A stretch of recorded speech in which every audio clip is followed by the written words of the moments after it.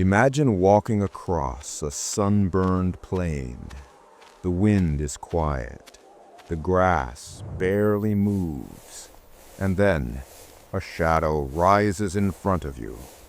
Not a dinosaur, not a lion, but a towering 10-foot bird, eyes forward, killer's beak glinting like an axe. A creature built to chase you down, strike once, and end everything. These were the terror birds, the ancient world's silent sprinters, bone-crushing hunters, and the undisputed kings of the land, long before humans ever arrived. For more than 60 million years, giant predatory birds ruled the continents. They existed in many forms, some wolf-sized, some ostrich-like.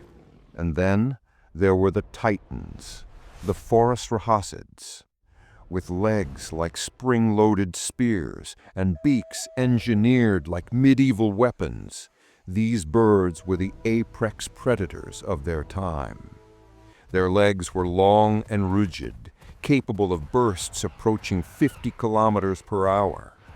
Their beaks ended in a massive hooked blade, strong enough to puncture skulls and split bone with a single downward strike. But their true advantage was not strength. It was precision. These birds didn't tear or chew. They delivered surgical death blows, a strike to the spine, a blow to the skull, or a single stab to vital organs. One hit, target down. Travel back to ancient South America, the isolated continent where these birds evolved. Before big cats, before wolves, before human ancestors ever set foot there. South America was a continent of strange giants, titan sloths, rhino-sized herbivores, armadillos as big as cars. And among them walked the killers. In the tall grass, in open plains, in forests where sunlight barely broke through, terror birds hunted like prehistoric wolves. But unlike wolves, they didn't hide. They didn't stalk. They charged. A small prehistoric horse grazes near a riverbank. It hears a rustle, but nothing moves.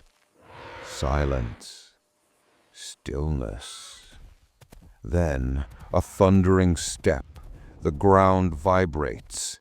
The horse looks up and sees two enormous yellow eyes staring back. The terror bird lowers its head and sprints.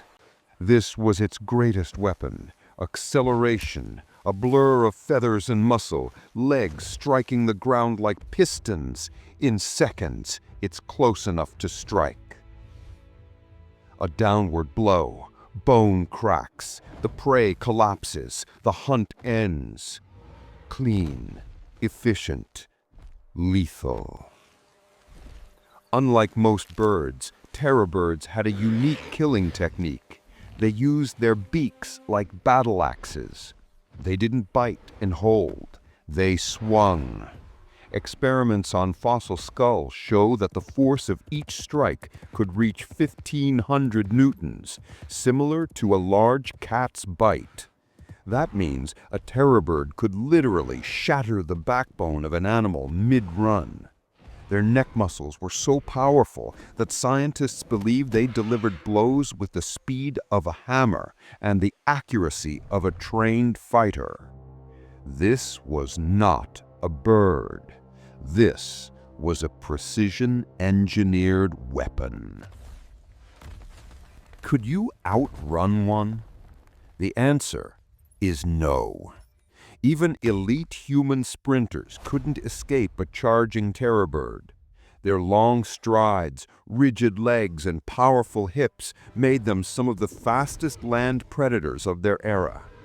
You could hide, you could climb, but on open ground, you wouldn't stand a chance. One question remains. What did these giants sound like? Most large birds today, like cassowaries, emit deep, booming calls you can feel in your chest. Scientists believe terror birds likely did the same. Imagine standing alone in the dusk and hearing a low, vibrating boom rolling across the plain, knowing a giant predator was somewhere out there, closing in. For millions of years, terror birds ruled unchallenged. Then the world changed forever. 3 million years ago, North and South America finally connected, creating the Great American Interchange. New predators arrived: saber-toothed cats, bears, and packs of wolves. The era of the birds ended. Competition grew fierce. The last of the giants survived until just 1.8 million years ago, a blink of an evolutionary time.